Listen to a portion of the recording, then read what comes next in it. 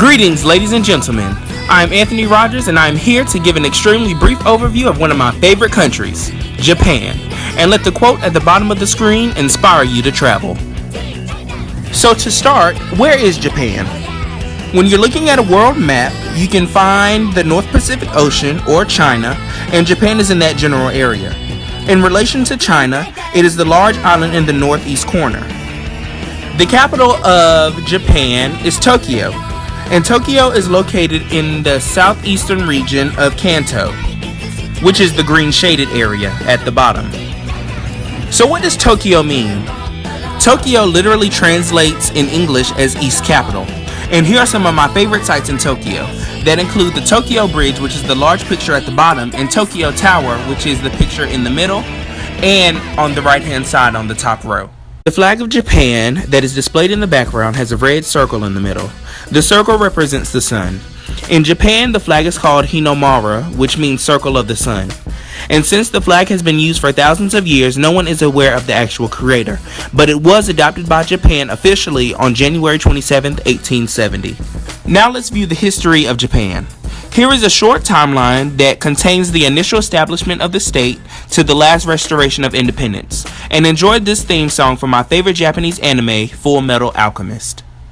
この想いを消してしまうにはまだ人生長いでしょうやり残してることをやり直してみたいから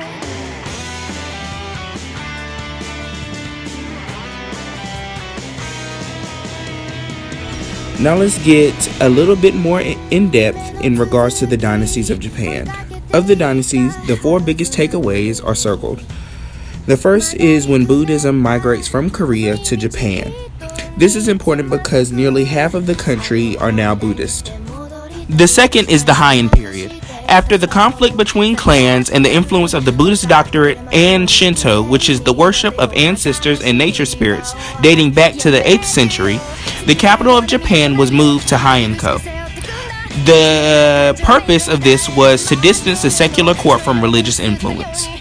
Thirdly, the Kamakura period, which would be my favorite period because it is renowned for the governance by shogunate and the military force of the samurai. Oh yes, the samurai. This period kind of served as the resurrection of the familiar clan-based system of authority that is rooted in the Yamato period. Last but certainly not least is World War II. Japan served as one of the Axis powers in World War II, so if you didn't know, they were one of the bad countries. Fast forward, they bombed Pearl Harbor in Hawaii, and we bombed Hiroshima and Nagasaki with atomic bombs, and that was the first implementation of nuclear warfare in human history. The current leaders of Japan are Prime Minister Shinzo Abe and Emperor Akito. Please note that the Emperor is more for ceremonial procedures, but the Prime Minister runs the country, similar to our president. In terms of population, there are 126,106,245 people. Of those people, about 98% are Japanese, about 0.5% are Korean, about 0.4% are Chinese, and about 0.6% are categorized as other, so Americans, Africans, and so forth. Religious groups of Japan are quite interesting.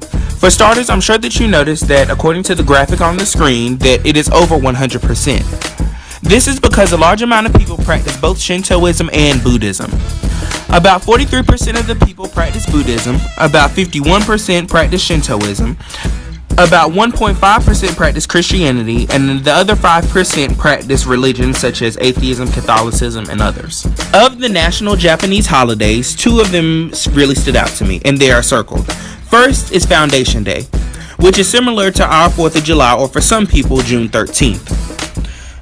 The second would be Respect for the Aged Day. This is the day when the younger population serves the aged population free lunch, tea, and dessert. It's nothing like Grandparents' Day in the US. It lasts a whole week long, and it only starts the 3rd day in September. Up next, we have agricultural products. Japan's largest agricultural product would be rice. However, all of their largest agricultural products are some form of grain, such as barley, wheat, and etc. And finally, we have industrial products.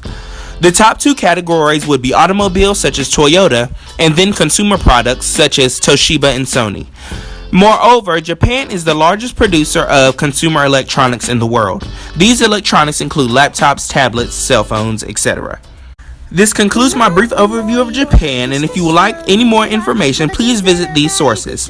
Thanks for watching, and please enjoy more of the music.